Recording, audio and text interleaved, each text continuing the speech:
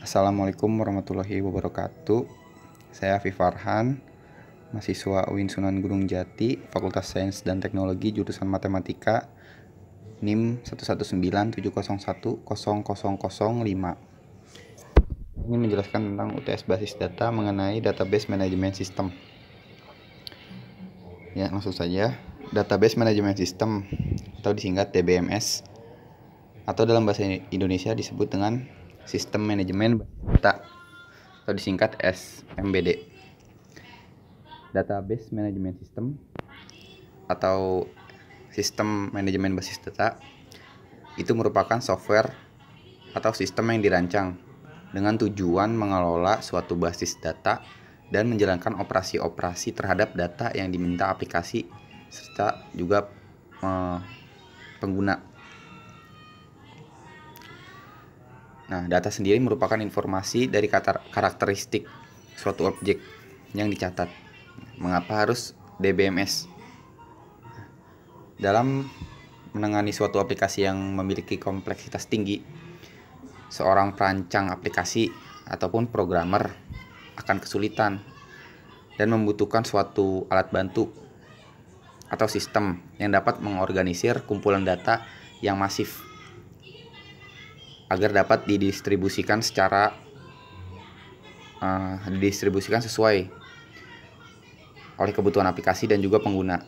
Namun, kumpulan data yang besar itu akan menimbulkan banyak masalah, seperti diantaranya volume data yang besar di luar dari kapasitas memori, kemudian kinerja yang lambat dari komputernya, ataupun dari pencarian yang tidak terstruktur, hingga kode tujuan khusus yang disesuaikan untuk perangkat penyimpanan tertentu, dan berbagai mekanisme untuk merepresentasikan hubungan antara elemen data. Dengan berbagai permasalahan di atas, DBMS ada untuk menyelesaikannya. Contoh aplikasi DBMS yang terkenal yaitu ada MySQL, PostgreSQL, MongoDB, Oracle, dan lain-lain. Ada macam-macam database, dibagi menjadi 5.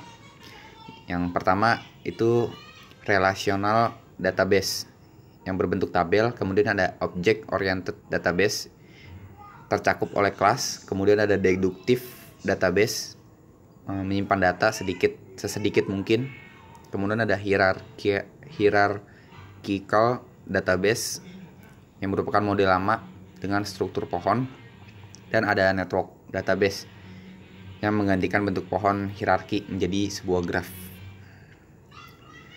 Nah, di sini ada komponen-komponen database. Komponen database itu ada entitas, atribut, serta relasi. Entitas itu merupakan suatu objek yang mempunyai eksistensi yang nyata dan bisa dibedakan dari yang lainnya. Kemudian ada atribut. Atribut ini merupakan ciri atau karakter yang membedakan entitas satu dengan yang lainnya. Kemudian ada relasi. Sebuah basis data yang saling berhubungan satu dengan yang lainnya. Relasi juga disebut dengan tabel. Tabel itu mempunyai baris, kolom. Nah, baris di sini dinamakan dengan tuple, kemudian kolom disebut atribut. Nah, di sini ada contoh komponen dari database management system. Ada DB designer, manager, DB user, kemudian operasional sistem, database, dan data, kemudian dictionary. Diagram itu menunjukkan penyusunan yang disederhanakan dari sebuah tipe DBMS. Dari level terbawah, elemen data muncul pada disk penyimpanan. DBMS berisi modul untuk memproses skema database yang merupakan skrip yang menggambarkan lingkungan aplikasi dalam struktur yang disediakan oleh model, yaitu dalam hal tabel, objek, aturan inferensi, pohon hierarki atau rantai jaringan. DBMS menyimpan deskripsi ini sebagai kamus data yang digunakan untuk menyelesaikan referensi ke entitas aplikasi yang muncul dalam permintaan layanan. Komponen lain menyediakan pembersihan termuka ke pengguna, menyembunyikan struktur komputer. Pada contoh siswa dan kucing, misalkan, database harus menyimpan nilai atribut seperti fiction, black, jam, joy, dan shophammer. Database juga menyimpan metadata jikalau kucing adalah nama dari sebuah tabel yang menyimpan tabel penyimpanan yang berisi atribut warna, berat, dan jam tidur. Di sini ada 3 layanan arsitektur dari database. Nah, ada yang pertama level fisik. Komponen fisik merupakan komponen yang paling bawah tertentu mengelola data mentah. Sebagai tambahan pada hardware, komponen ini termasuk kontrol struktur yang melacak elemen data mana yang terdapat pada penyimpanan dan formatnya. Kemudian ada level konseptual, disebut juga logical level, yang menjelaskan bagaimana database muncul kepada pengguna secara konseptual dan hubungan antara berbagai tabel data. Tingkat konseptual tidak peduli bagaimana data dalam database sebenarnya disimpan. Kemudian ada level eksternal, dikenal juga sebagai view level. Tingkat eksternal hanya menampilkan konten database yang relevan kepada pengguna dalam bentuk tampilan dan menyembunyikan data lainnya. Jadi pengguna yang berbeda dapat melihat database sebagai tampilan yang berbeda sesuai kebutuhannya masing-masing. Kemudian ada disebut dengan database administrator.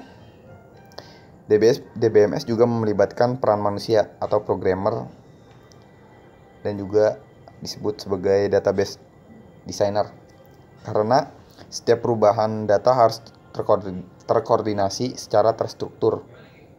Nah, peran tersebut disebut sebagai database administrator. Apa saja perannya? Di antara lain itu mengelola skema konseptual, kemudian menyetel parameter kinerja, termasuk memelihara skema fisik, kemudian membuat akun pengguna yang valid dan hak aksesnya, dan mengawasi operasi percadangan dan pemulihan, serta menyelesaikan saran pengguna yang bertentangan untuk perubahan dalam struktur pada suatu data. Di sini ada salah satu contoh database. Misalkan kita memiliki entitas fish, species, tank, dan event, di mana setiap entitas memiliki sebuah atribut.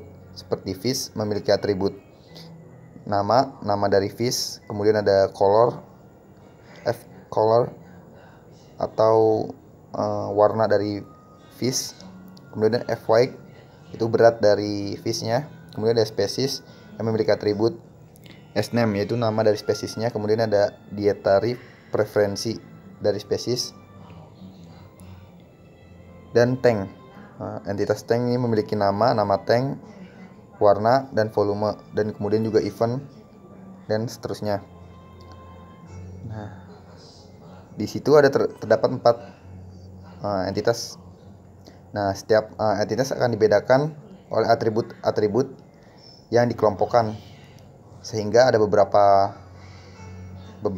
entitas yang memiliki relasi atau relationship seperti spesies dan fish, kemudian tank, fish, event, dan spesies dan tank. Ya, mungkin itu saja yang bisa saya jelaskan tentang DBMS. Kurang lebihnya mohon maaf. Wassalamualaikum warahmatullahi wabarakatuh.